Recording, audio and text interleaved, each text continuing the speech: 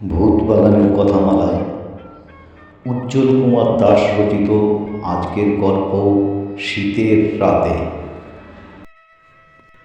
ট্রেনটা যখন সালার্ডি স্টেশন থামল, সন্ধে তখন প্রায় 6টা। একেই শীতকাল, তাই সূর্যি মামা অনেক আগে ডুব দিয়েছে পশ্চিমে। আধো ছায়া ছায়া নুড়ি বিছানো প্ল্যাটফর্মটিকে বেশ লাগছিল। এখানে গাড়ি খানিকক্ষণ দাঁড়ায় না। ট্রেন থেকে নামলাম, হাতে একটা স্যুটকেস নিয়ে এগিয়ে গেলাম স্টেশন মাস্টারের ঘরের দিকে। প্ল্যাটফর্মে লোকজন নেই। যে 2-4 জন যাত্রী নামলো তাদের আর দেখতে পেলাম না। হয়তো তারা কাছাকাছি থাকে, তাই লাইন টপকে বাড়ির দিকে পা বাড়িয়েছে। স্টেশন মাস্টারকে পেলুম না। বুকিং কাউন্টারে একজন বসে, সেও ডিউটি শেষ হবার অপেক্ষায়। একটু দূরে একজন কুলি বসে চাদর মুড়ি দিয়ে। আমি বুকিং কাউন্টারে ভদ্রলোকটিকে জিজ্ঞাসা করলাম, এখন কোন বাস পাওয়া যাবে সাঁওতালডিহি যাবার? ভদ্রলোকটি আমার মুখের দিকে চেয়ে বললেন, না, তবে কারখানার কোনো গাড়ি যদি এসে যায় তবে হয়তো যেতে পারবেন। আমি আর কথা না বলে দাঁড়িয়ে রইলাম। ভদ্রলোক আমার ওইভাবে দাঁড়িয়ে থাকা দেখে বললেন, তবে পাশে দেখুন, একটা যাত্রীদের ঘর আছে, নামমাত্র ওয়েটিং রুম। খুব একটা প্রয়োজন হয় না বলে ওটার আর সংস্কার হয় না। মশাই, ধুলো ভরা। আমি জিজ্ঞেস করলাম, রাতে কি স্টেশন ফাঁকাই পড়ে থাকে? তা কেন, কুলি থাকবে, স্টেশন মাস্টার থাকবেন। তেমন প্রয়োজন হলে মাস্টার মশাইকে বলে কাউকে পাঠিয়ে চাটা আনিয়ে খেতে পারবেন। চায়ের নামটা শুনে খুশি হলাম। তা আপনার ডিউটি কখন শেষ হবে? 8টায়। আমি আর দাঁড়ালাম না, সোজা ঘুপচি ওয়েটিং রুমটাতে গিয়ে ঢুকলাম।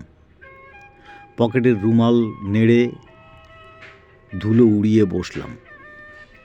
ক্রমে সন্ধ্যা নেমে এলো। বুকিং কাউন্টারটা অন্ধকার। একমাত্র স্টেশন মাস্টারের ঘরে হ্যারিকেনের আলো জ্বলল।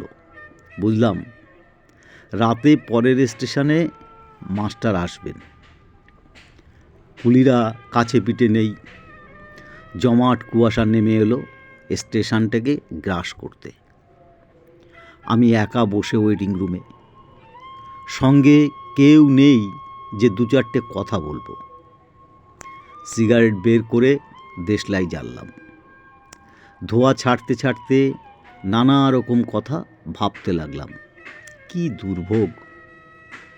ট্রেন আসতে দেরি হলো বলে এত ঝঞ্ঝাট।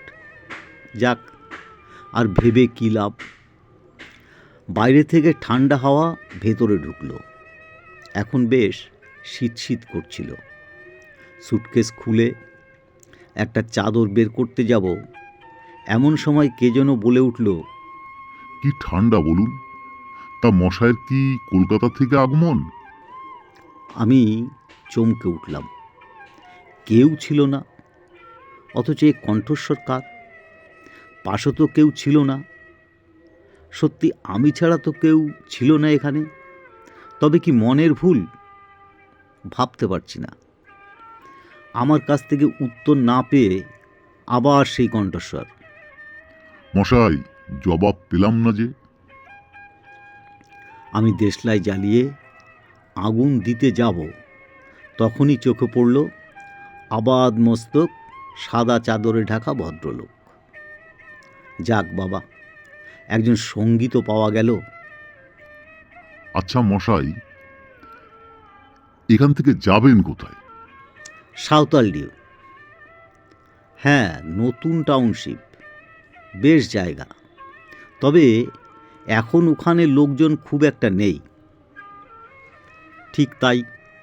তা কি করব বলুন? একজনের সঙ্গে দেখা করার দরকার। তাই এত দূর পথ ঠেঙিয়ে আসা। তা এত দেরি কেন? নিশ্চয়ই ট্রেন লেট। গোমো প্যাসেঞ্জারটা বড্ড দেরি করে আসে, সময়ের ঠিক ঠিকানা নেই। আপনি যাবেন কোথায়? আমি প্রশ্ন করলাম। যাব তো অনেক দূর, কিন্তু রাতে গাড়ি পাবো না বলেই ঢুকে পড়লাম এখানে। কোনো রকম রাতটা কাটিয়েই বেরিয়ে পড়বো এখান থেকে।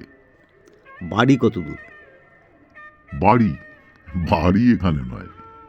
আপনার মতো আমাকেও যেতে হবে এক বন্ধুর বাড়ি। বন্ধুর অসুস্থতার খবর পেয়েছি, যখন তখন আর কি। বলুন, না আসা যায়? সত্যি তো, মানবিকতা বলে একটা কথা তো আছে। আজকাল তো মশাই ও শব্দটা বেমানান।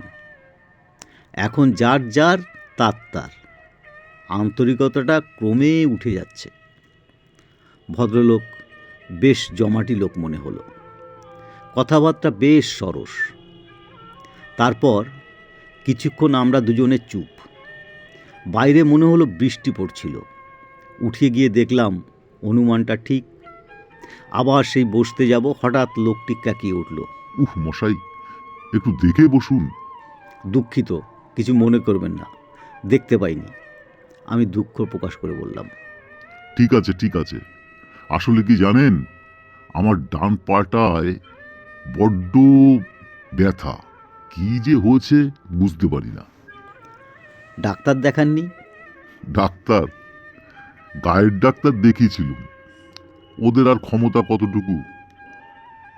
তারপর কি জ্বর জানেন, উল্টে পায়ের আঙুলগুলো কাটতে হলো। এখনো মাঝে মাঝে ব্যথা হয়। শহরে যাননি কেন? শহরে গিয়ে দেখানোর পয়সা ছিল না। তারপর যেদিন মশাই কিছু পয়সার মুখ দেখলাম, তখন ভোগ করার সময় পেলাম না। মানে? মানে বুঝতে পারলেন না? সংসার গেল বেড়ে, ভোগের লিপ্সা গেল কমে। আচ্ছা মশাই, একটা কথার জবাব দেবেন? কি বলুন? আমি বললাম। আপনি ভূত বিশ্বাস করেন? প্রশ্নটা শুনে থতমত খেলাম। এ আবার কি প্রশ্ন রে বাবা! বেশ তো হচ্ছিল, হঠাৎ এ আবার কি কথা? কই, জবাব দিলেন না যে? না, বিশ্বাস করি না, আমি জবাব দিলাম। মশাই, আমিও বিশ্বাস করতাম না, কিন্তু একদিন আমাকে বিশ্বাস করতে হলো। সে এক ভয়ানক অভিজ্ঞতা। বলুন না শুনি, সময় কেটে যাবে। আচ্ছা, একটু চা হলে ভালো জমতো, বলুন। চা খাবেন? দাঁড়ান আনছি। কাছে দোকান আছে নাকি? থাকবে না কেন, স্টেশনের সামনে চা থাকবে, এটাই তো স্বাভাবিক। শীতের রাত, রাস্তাঘাট ফাঁকা, চা পাওয়া যাবে? কথাটা বলতেই কোনো উত্তর পেলাম না। ভদ্রলোক বোধহয় বেরিয়ে গেছেন। কি আর করা যাবে, চুপচাপ বসে রইলাম। এত তাড়াতাড়ি চা পাবো ভাবতেই পারলাম না। কোথা থেকে চা নিয়ে এলো কে জানে। চা নিয়ে কথা বাড়ালাম না। শীতের রাতে গরম চা খেতে মন্দ লাগলো না। আমি স্তব্ধতা ভেঙে বললাম, কই, ভূতের ব্যাপারটা কি হলো? শুনবেন সে অভিজ্ঞতার কথা? শুনবো। একটা সিগারেট দিন। সত্যি মশাই, ঠান্ডায় এই একটা জিনিসই টানতে বেশ লাগে। আমি সিগারেট দিলাম। ভদ্রলোক সিগারেট টানতে লাগলেন। অন্ধকারে শুধু সিগারেটের লাল আগুনটুকু দেখা গেল। জানেন মশাই, সেদিনটা ছিল বর্ষার একটা দিন। হুগলির এক গ্রাম থেকে বেরিয়ে পড়লাম বন্ধুর অসুস্থতার খবর পেয়ে। বাড়ি থেকে বেরিয়ে সোজা হাওড়ায়। ওখান থেকে ট্রেনে চেপে রওনা দিলাম আগ্রার উদ্দেশ্যে। বিকেলের পর পৌঁছলাম আগ্রায়। সেখান থেকে রিক্সা নেব বলে স্ট্যান্ডে গেছি।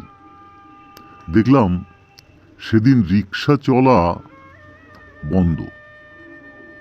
কারণটা কেউ বলতে পারল না। অগত্যা হাঁটা পথেই এগোতে লাগলাম। মাঝে মাঝে ছোট্ট চায়ের দোকানে বসে চা বিস্কুট খেয়ে আবার জিজ্ঞাসা করে হাঁটতে লাগলাম। সন্ধ্যা নেমে এলো পথে, চারপাশটা ফাঁকা। একটা লোককেও পথে দেখলাম না।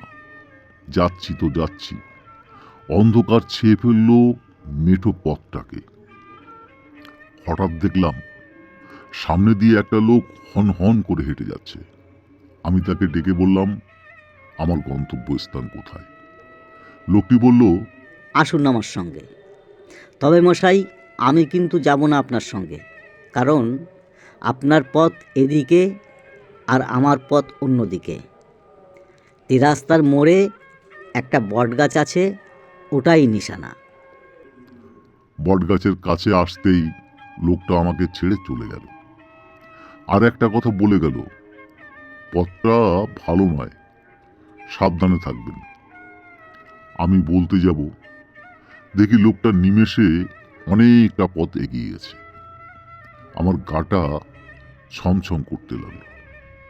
একরকম জেদ চেপে গেল, যে করেই হোক পৌঁছতে হবে। যাচ্ছি তো যাচ্ছি, চারদিকে অন্ধকারের মাঝে দেখতে পেলাম একটা বাড়ি। কাছে যেতেই দেখি ঠিকানাটা ঠিক।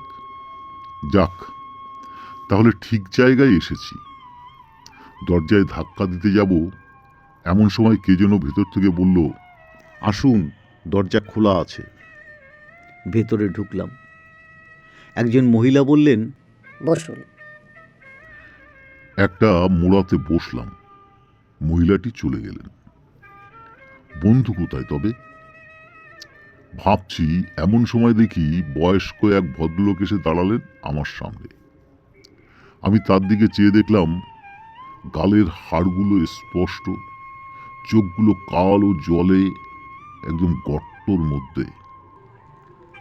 আমি জিজ্ঞাসা করলাম, আচ্ছা, নিতাই কেমন আছে? ভদ্রলোক মুচকি হেসে জবাব দিলেন, একটু ভালো। তোমার নাম কি ললিত? হ্যাঁ, নিতাই কোন ঘরে আছে? ওর কথা বলো না, একটু সুস্থ হয়েছে কি অমনি বেরিয়ে পড়েছে। কোথায় গেছে? আজ হয়তো ফিরতে পারবে না, তবে কাল সকালে ফিরবেই। তোমার কোনো কষ্ট হবে না, খেয়ে দিয়ে শুয়ে পড়বে। সকালেই দেখতে পাবে নিতাইকে। ভদ্রলোকের কি পরিচয় এখনো জানতেই পারলাম না। হয়তো নিতাইয়ের কেউ হবে, আমি আর সেটা জিজ্ঞাসাও করলাম না। রাতের খাবার দিতে এসেছিল মহিলাটি। খেয়ে দিয়ে শুয়ে পড়লাম। কখন যে ঘুমিয়ে পড়লাম বুঝতেই পারলাম না। মাঝরাতে ঘুম ভেঙে যেতেই দেখলাম জানলা দিয়ে বৃষ্টির ঝাপটা আসছিল। উঠতে জানলাটা বন্ধ করতেই দেখি চাদর মুড়ি দিয়ে কে যেন দাঁড়িয়ে। বেশ ভয় পেলাম। চেঁচিয়েই বললাম, কে কে ওখানে? আমি নিতাই রে ললিত। তুই? শুনলাম তুই সকালে ফিরবি। দূর বোকা, তুই এসেছিস তখন আর আমি না এসে পারি? তা এখানে যখন এসেছিস, থেকে যা কটা দিন। না রে, তুই যখন একটু ভালো হয়েছিস ভাবছি কালকেই ফিরে যাব। কিন্তু ললিত, আমি তোকে ছাড়লে কি হবে? এরা তোকে ছাড়বে না। খারাপ জায়গায় এসেছিস, আর আমার সেই শক্তি নেই যে তোকে এখান থেকে বেরিয়ে যেতে বলবো। কেন? তুই কি তবে? নিতাই লম্বা হতে লাগলো। এত লম্বা হতে লাগলো যে ঘরের ছাদ ফুঁড়ে বেরিয়ে ওর মাথা। আমি ছুটে পালাতে যাব, দেখি বয়স্ক লোকটা আর সেই মহিলা দাঁড়িয়ে। ঘরের মধ্যে গরম হাওয়া, দম বন্ধ হয়ে আসছিল। চেঁচিয়ে বললাম, ছেড়ে দে নিতাই, আমাকে বিপদে ফেলে তোর কি লাভ? নিতাই ঘরে নেই। দুটো ছায়ামূর্তি আমাকে চাপটে ধরল, যেন অজগরের প্যাচ। দম নিতে পারছি না। তারপর কি? আমি প্রশ্ন করলাম। কোনো উত্তর নেই। দিশলাই জেলে দেখি কেউ নেই। শীতের রাতে গায়ে ঘাম জমল। নিমেষে কর্পূরের মতো উবে গেল আমার সঙ্গীটি। ছুটে বেরিয়ে গেলাম। একজন কুলিকে কাছে পেলাম, সেও আমল দিল না আমাকে। আবার ছুটে গেলাম স্টেশন মাস্টারের ঘরে। সেখানে কেউ নেই, লণ্ঠন জ্বলছে। এ কি ঘটল? প্ল্যাটফর্মে চলে এলাম। দেখি এখানেও রেল লাইন নেই। পেছন ফিরে দেখলাম ধুধু ফাঁকা মাঠ। প্রাণ ভয়ে দৌড় লাগালাম। কতক্ষণ দৌড়েছি জানি না। সকাল হতে দেখলাম কলকাতার বাড়িতে।